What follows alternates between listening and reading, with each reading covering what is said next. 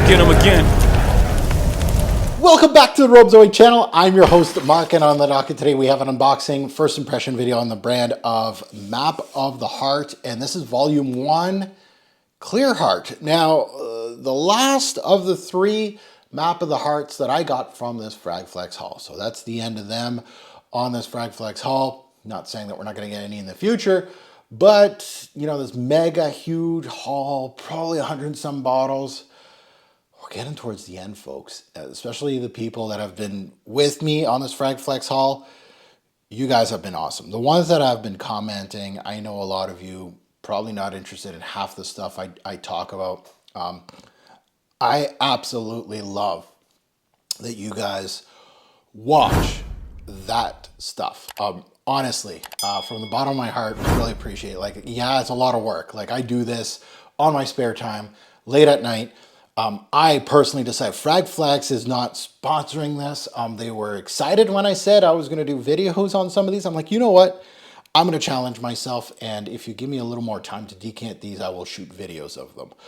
And they're like, perfect. Now, there's no strings attached, obviously. This is not my product. I'm decanting the whole thing. I'm not keeping any of it, so there's no monetary gain except for me doing my job and decanting as my second job. A little bit of spare income to get new things for the channel, maybe new fragrances, things like that. Maybe a new lawnmower for Mark, right? He deserves a new lawnmower, doesn't he? Let's get Mark a new mower.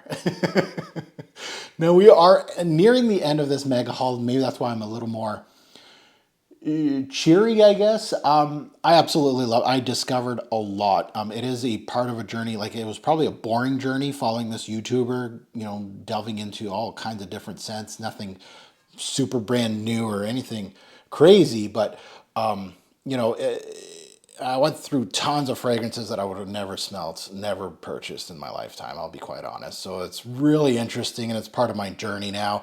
To the ones that were with me during this whole time, merci beaucoup, and you are part of that whole cherished area. So now we're down to probably 15 bottles, give or take. Now, obviously, I'm going to get more from Fragflex to decant, but this was the mega haul finally done.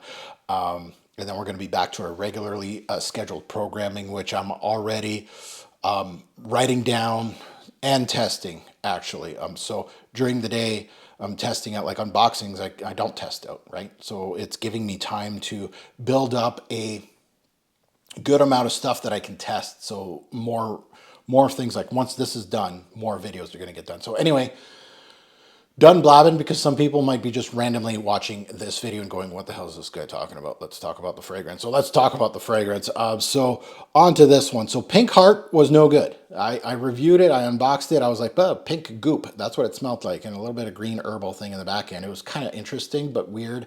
Not my cup of tea. Black Heart, on the other hand, was very interesting. It was a smoky, dark thing right up my alley. It was thinner than a lot of more daring scents, but it was interesting nonetheless. Now I'm kind of conflicted, because the brand gave me a really crappy release, and then they gave me one that was really up my alley.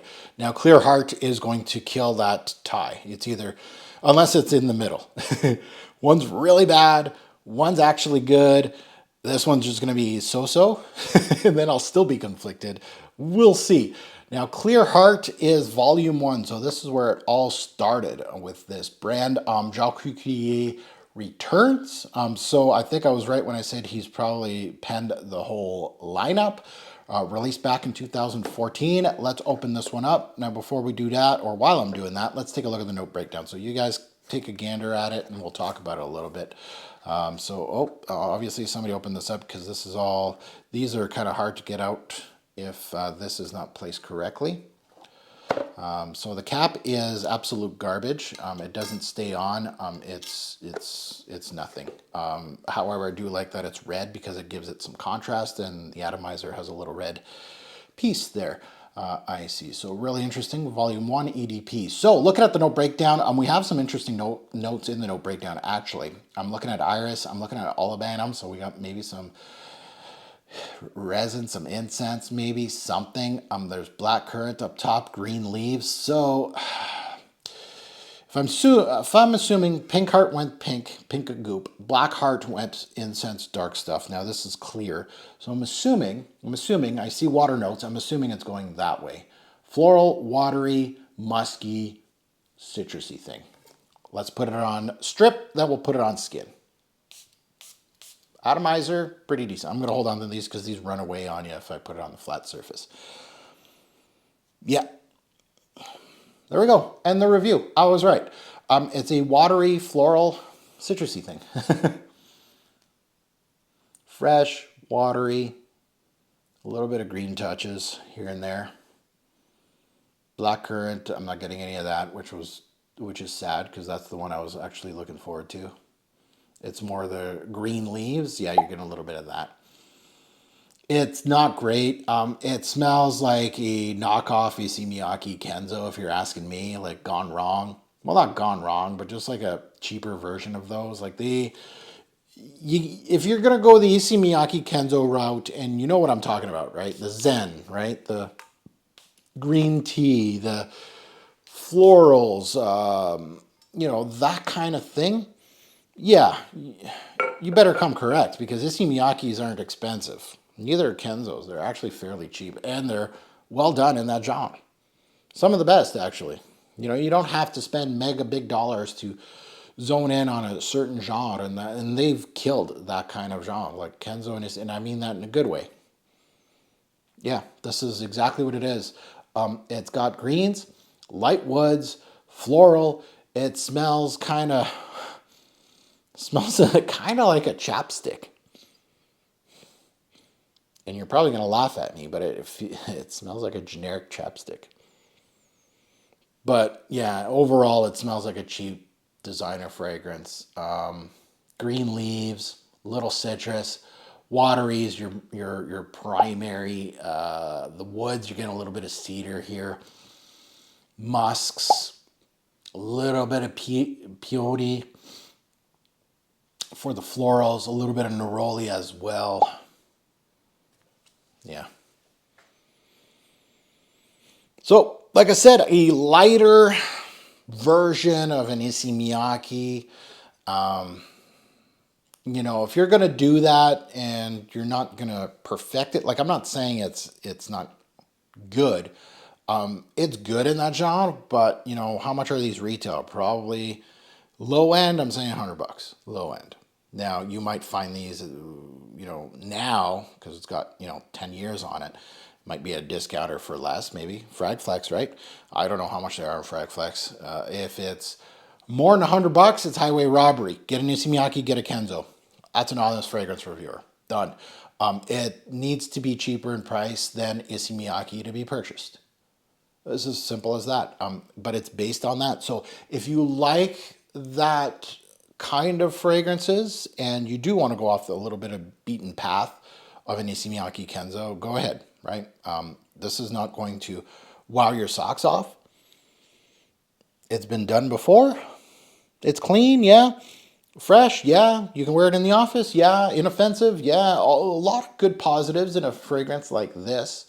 However, the price tag, being original, and the quality. Those are things a fragrance reviewer should probably be talking about. A lot of them don't. Yeah.